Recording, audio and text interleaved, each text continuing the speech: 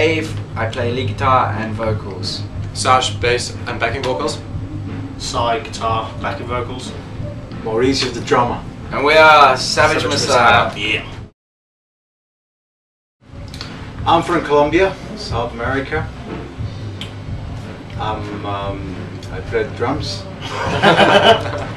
Clearly. I'm from Birmingham, England. I'm from Germany. I'm from Warsaw, England. So that was my band back in Birmingham that I had for a couple of years, and band broke up, and I relocated to London to form this band. That's really the reason for the change. I think it's a better band name and a bit more mature, credible, etc. And it was just a good, like a clean break to start again, sort of, you know, build from the ground up. So that's why we are Savage Messiah. Okay, so formed the band in London. I already had made a record and set up my own small record company.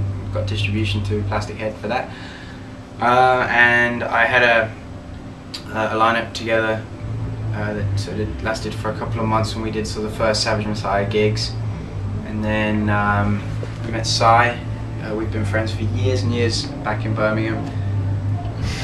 Saw him in the pub one night in London and sort of said, "What are you doing down here?" And he told me that he lived here, so kept in touch. And when I needed a guitarist, Sai was the first person I called. He wanted to do it, and then Sasha came through him. Because we'd known each other through Mark on his. Well, like, because of my ex-girlfriend, because I moved over, simple as, because I moved over to England. Yeah. And I had a missus here, my missus knew his missus, and that's it. So they were friends, and then we had a different drummer, and we sort of solidified that lineup for like a year, and we set some goals, like we wanted to do another record, we wanted to get signed to a bigger label, and we wanted to go and tour. So we did that, and after about a year we had to change the drummer. So we brought in Maurizio. Yeah, I'm actually the new guy. Been with them for like 4 months or something like that, but it's been very good. It's been very good. Still getting to know them, but yeah, cool guys. and we Still the edges. We've been out and we toured for a month with Overkill, and we did a show at Death Angel, and we've done some sort of smaller festivals. And we've also done Hammerfest, and we've done Hellfire at the NEC. Done various shows from down the country as well. As well as playing all over Europe. Yeah. And then what we did is we got ourselves signed to Earache, which is a pretty big step for us, and we're really excited now to make a new record and sort of really get behind it, do some serious gigs and move forward. That's what we want to do.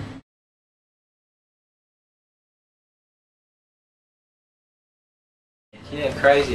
That basically what that was is Jeff Waters' sister Kathy used to live in Huddersfield, and she knew the Evil guys, and we were sort of all unsigned bands playing together all the time, and we both got invited to do an Annihilator Christmas party for their fan club, and they asked me if I'd sing that song with them, and we all had to do an Annihilator song with 3 bands playing, and we all had to do an Annihilator song, and they did Stonewall, and I got up and sang it for them. And I think it's pretty good. It was fun, and yeah, that's that. So the first album came about sort of at the end of my old band. So we'd gone in, the band was basically falling apart. We didn't have a bass player, and the band, we were trying to kickstart that project. So we decided to record a CD. You know, I've been the sort of the main songwriter. Wrote the material for it, so we started recording, and the commitment just wasn't happening from the other guys. They just weren't turning up at the studio, and they didn't really seem that into it. And then there's some, you know, sort of just kind of came to a head and ended, and I left the band and moved on, and that's sort of how that album.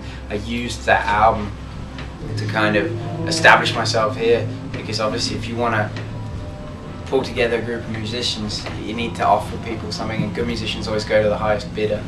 So you need to, you know, I was obviously unknown in London, had no contacts here, had nothing here, so it was basically just like, it gave me that springboard And SMR stands for Savage Messiah Recordings. Pretty easy. And the reason I came out, I had such a terribly unoriginal name, but the reason being is because when I was doing the distribution deal, I was speaking to the guy, and I thought he knew that I was just a band and not actually a label. And then at the end of the conversation he said, so what's the name of your label? And I said, oh, well, you know, I'm just a band. And he said, yeah, I know, but I just need a name. So I was like, okay, bloody hell. SMR, there you go, how about that? And that's why. So it was about this much thought. Come on.